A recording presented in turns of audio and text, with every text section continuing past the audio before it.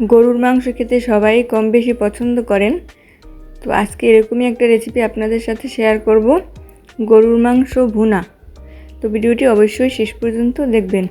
তো একটা কড়াইতে আমি পরিমাণ মতো কিছুটা তেল দিয়ে দিলাম। আমি যেহেতু এখানে 2 কেজির মতো গরুর মাংস নিয়েছি, তো সেই অনুযায়ী আমি তেল দিয়ে দিয়েছি। তো এখানে আমি 2 কাপ পরিমাণ রসুন কুচি দিলাম। এরপরে একটা বড় সাইজের পেঁয়াজ কুচি দিলাম। গরুর মাংসে অবশ্যই রসুন বেশি দেওয়ার চেষ্টা করবেন মশলার জন্য।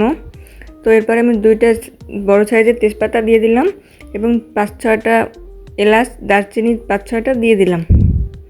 তো এরপর 1 চামচ আমি আদা বাটা দিয়েছি। তো এগুলো ভালো করে একটু কষিয়ে নিব।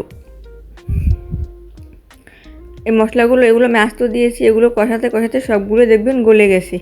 তো আমি এখানে 2 চামচ হলুদের গুঁড়ো দিলাম এবং 3 চামচ মরিচের গুঁড়ো দিলাম। তো এখানে ঝালটা কম বেশি আপনারা আপনাদের স্বাদ অনুযায়ী দিয়ে দিবেন।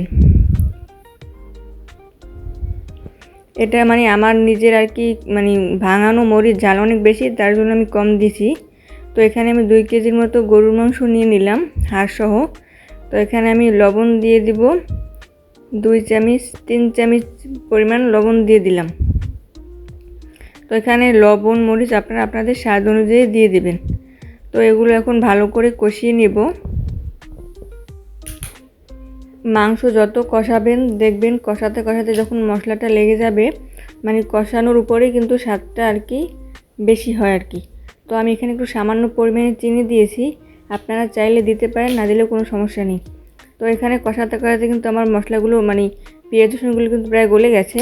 তো যখন দেখবেন যে কষাতে কষাতে মশলাগুলো সাইড থেকে লেগে যাবে, তখন আমি এর মধ্যে পানি দিয়ে দিব। তো পানি দিয়ে আমি মশলাগুলো ভালো করে আবার মাংসের সাথে মিশিয়ে এরপরে আমি একটা ঢাকনা দিয়ে ঢেকে দেব। তো সাইডের যে মশলাগুলো লেগেছিল সেগুলো আমি জলের সাথে মিশিয়ে দিয়েছি। তখন ঢাকনা দিয়ে ঢেকে দিলাম। তো 10 মিনিট পরে আমি ঢাকনাটা উঠালাম। এরপরে এই যে লেগে গেছে কিনা দেখার জন্য এরপরে আবারও কষাতে কষাতে দেখবেন সাইড লেগে গেছে। তো আমি কিন্তু এর মধ্যে 2-3 বার কিন্তু ঢাকনা দিয়ে মাংসটা সিদ্ধ না হওয়া পর্যন্ত আমি কষিয়ে নিয়েছি, সেটা দেখালাম না। তো এরপরে আমি 3টা আস্ত কাঁচামরিচ এর মধ্যে দিয়ে দিলাম। শেষে আমি জিরার গুঁড়ো দিয়ে দিয়েছি।